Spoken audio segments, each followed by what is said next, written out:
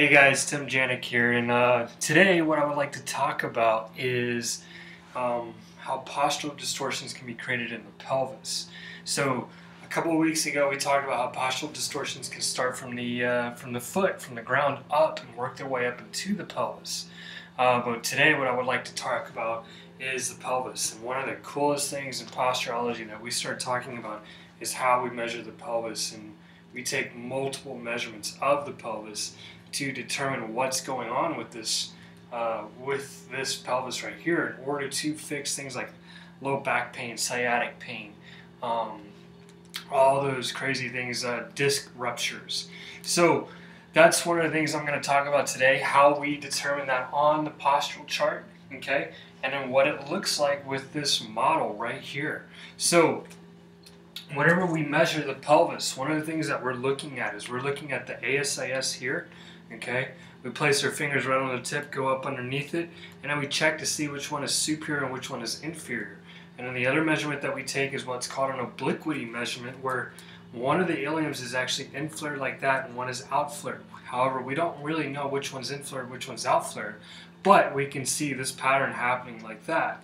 Okay, another measurement that we take is the PSIS measurement. When we find the PSIS, we drop up underneath it and hook up on the inferior surface of it right there. Okay, and then the other measurement that we take is a rotation in the pelvis. So if the pelvis is like this and it's rotated, okay, that's an anterior posterior measurement that we're looking at.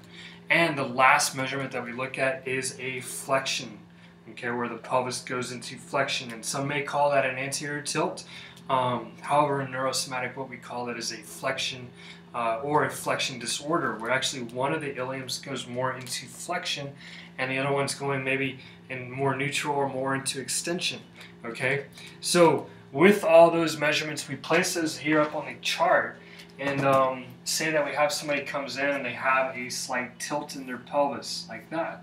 Okay, we would measure the ASIS, and we might find one ASIS tilted, one ASIS inferior, the other one superior. And in this case, we have a left superior ASIS.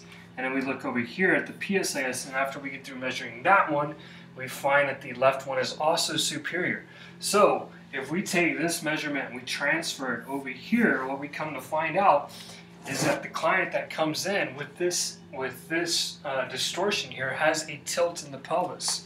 Okay, so a lateral tilt, which would look something like that. All right, and you can see what kind of deviation that would cause in the spine. Now, if you remember what we talked about a couple of weeks ago, where we talked about a possible leg length inequality that could cause a tilt like that, that would be called a structural anatomical leg length difference. Okay, through the postural assessment, we can actually determine if it's a structural leg length discrepancy or if it's a functional leg length discrepancy. Remember that structural would have to do with the bones, functional would have to do more with the muscles. Okay, so after checking that, then we can then go along with our treatment plan and decide which muscles are causing that hip to go up like that, to be superior on that left side and inferior on the right side. There's another thing that we call, if after checking the postural distortions here and we see maybe that the PSIS is actually going high on the right side and low inferior on the right side, which is actually opposite. Now, if that's the case, we can take this measurement here and transpose it over in this direction. Okay. Now, this is one thing that's really fascinating when we start getting the postural assessment. When we have one ASIS, in this case, the right ASIS is inferior here, okay, but the right PSIS is superior, okay, that creates kind of a discrepancy. It's not really a tilt, okay, but what we do have is something called a flexion disorder. Now, what's really great about posturology and what we teach in the course is how to confirm that measurement right there. Now, one of the things that we do is we use a goniometer to measure pelvic flexion here in the hip. Okay, so if we come here and we find that the left side is at 5 degrees, okay, and we go to the right side and we measure that, and we find that one at 12 degrees. Okay, that is indicating that that right side is flexed. okay, that the pelvis, the ilium on the right side is actually in flexion. And then that would also indicate here the same thing, where we see a wedge pattern happening right here, and we see the PSIS superior on the right and ASIS inferior on the right also, which would again indicate a pelvic flexion disorder. Now, if we watch what happens with the spine and the sacrum, when I put it into flexion like that, you can actually see the sacrum rotate and tilt, okay? So if we look at it in this direction, you can see that rotation happening there, okay? So that can create a lot of discomfort in the lumbar spine, okay, where somebody's trying to correct maybe for a leg length difference, or they had an injury, and maybe they fell on a hip or whatever, okay, and they're correcting by doing this position. Now, the other reason why they might correct is if we put this person, say that they have a short right leg on this right side, okay, they're short on the right side. Now, one of the ways that they can correct for a tilt in their sacrum and in their spine is by a flexion disorder. And if you see what happened there, the spine straightened right up. So it's important to, just like in the first video that I talked about, look for a possible leg length inequality. And if they have a leg length inequality, you have to correct that before you correct the pelvis, the flexion disorder that's going on.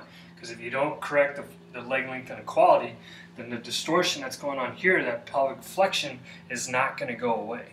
Okay. One of the other ways that we look at the pelvis is by measuring obliquity. Now, we talked a little bit about obliquity at the beginning of the video, and usually in most cases what you'll see is when you see a flexion disorder, such as what we see here on the right side, you will also see a out flare such as that and an in flare on the opposite side. So an out flare you would see on the right side with the flexion disorder, and on the left side you would see a bit of an in flare. Okay, and that's would all be due to because of whatever's going on here in the pelvis, possibly what's going on below it, or even what's going on up above it. When we get up to the cranium, I'll talk a little bit more about how the cranium will correlate with the pelvis, okay, because of the righting reflex. So we'll get into that topic on another day.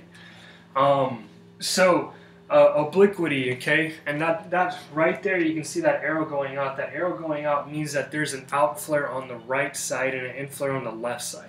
So it's important to know what's going on there, because if you're treating the pelvis and you have no clue that there's an obliquity going on, you could be missing the bigger picture of what's going on with their low back pain, their neck pain, shoulder pain, even down into their knee and their foot, okay? The other thing that we could also see in conjunction with this right side being low here is what we call an anterior rotation. So that would mean that that right side is anterior, okay, that they possibly have a rotation. So what we're so that would mean that a person is standing like this and they're rotated forward on that right side, okay? So usually that comes hand in hand. If somebody has a fallen arch, like I talked about before, that side, they will rotate towards the side that the arch is fallen, okay? Not only that, but if they have a short right leg, they will rotate towards that short side, okay? So being aware of those things, you can really determine what's going on with the person's low back, and also these models that we use for demonstrating that is very helpful, because then if they come in and they have a short leg and they get put in that position, it's very clear to see how the pelvis, how the body is compensating in order to correct for, you know, a leg length difference or a fallen arch, or even just the pelvis being all distorted and out of whack, okay? So this is how we do our postural assessments. This is what we learn in posturology, and also in the integrated approaches to low back pain. We also discuss the muscles and how these distortions, what muscles you would treat for which distortions in order to correct somebody's pelvis and get it straightened up, so that way you can get rid of their low back pain. So coming up here in Houston, we do have an integrated approach to low back pain coming up in April. I'll have the date posted at the bottom of this video, so if you're interested in that course, you're more than welcome to sign up for it and take it right here in Houston. Also, currently at this moment in Florida, they are going through Somatic 2 ALP, finishing up on that. So if you're interested, check out the link below, And if you have any questions, comments, suggestions, or complaints, just make them on the comments below. All right. I hope you guys have a great day, and I'll talk to y'all soon.